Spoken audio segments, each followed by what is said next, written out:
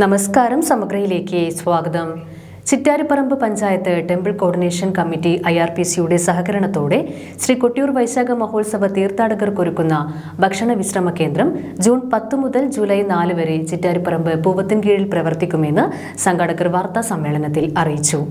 June 9 തിങ്കളാഴ്ച വൈകുന്നേരം 5 മണിക്ക് P. ജയരാജൻ ഭക്ഷണ വിശ്രമ കേന്ദ്രം ഉദ്ഘാടനം ചെയ്യും. ശ്രീ കൊട്ടിയൂർ വൈശാഖ മഹോത്സവത്തിനെത്തുന്ന തീർത്ഥാടകർക്ക് Chittariparamba panchayat temple coordination committee IRPCയുടെ സഹകരണത്തോടെ ചിറ്റാരിപ്പറമ്പ് പൂവത്തിൻകീഴിൽ ഭക്ഷണ വിശ്രമ കേന്ദ്രം ഒരുക്കുമെന്ന് സംഘാടകർ വാർത്താ സമ്മേളനത്തിൽ അറിയിച്ചു.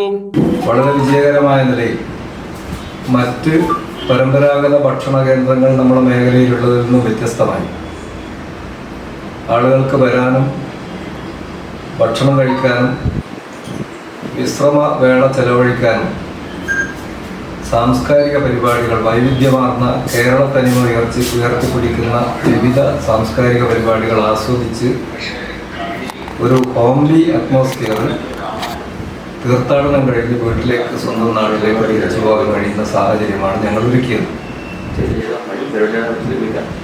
ഇതിൻ്റെ ഒരു രാഷ്ട്രീയമുണ്ട്. അത് നമുക്കെല്ലാം അറിയുന്നതാണ്, നിങ്ങൾക്കും അറിയുന്നതാണ്.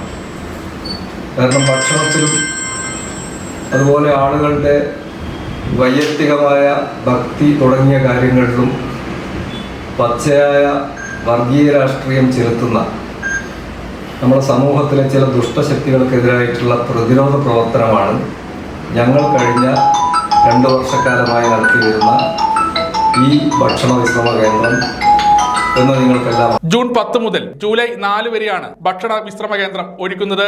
ജൂൺ 9 തിങ്കളാഴ്ച വൈകുന്നേരം 5 മണിക്ക് ഖാദി ബോർഡ് വൈസ് ചെയർമാനും IRPC ഉപദേശക സമിതി ചെയർമാനുമായ P. ജയരാജൻ ഭക്ഷണ വിശ്രമ കേന്ദ്രം ഉദ്ഘാടനം ചെയ്യും. തുടർച്ചയായ 3-ാം വർഷമാണ് ഭക്ഷണ വിശ്രമ കേന്ദ്രം പ്രവർത്തിക്കുന്നത്. കേന്ദ്രത്തിന്റെ വിജയകരമായ നടത്തിപ്പിന് 251 പേരടങ്ങുന്ന വിപുലമായ സംഘാടക സമിതി രൂപീകരിച്ചിട്ടുണ്ട്.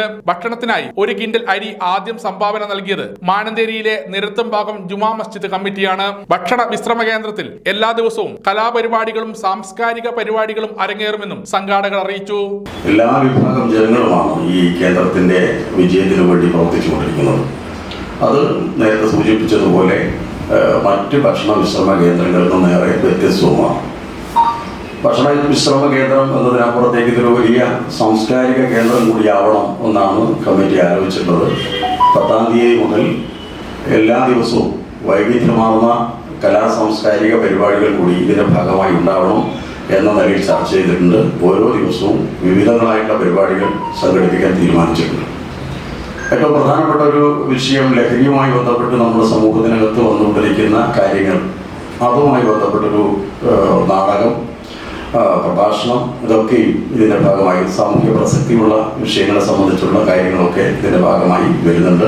കലാപരിപാടികളും അത്തരം വിഷയങ്ങൾ കൂടി ഉൾപ്പെടുത്തി നടത്തണമെന്നാണ് തീരുമാനിച്ചിട്ടുള്ളത്. ജില്ലയിലെ പ്രധാനപ്പെട്ട ഏകപാത്ര നാടകങ്ങൾ അവതരിപ്പിക്കുന്ന കലാകാരന്മാരെ ഞങ്ങൾ ക്ഷണിച്ചിട്ടുണ്ട്. അവരുടെ പരിപാടി ഉണ്ടാവും.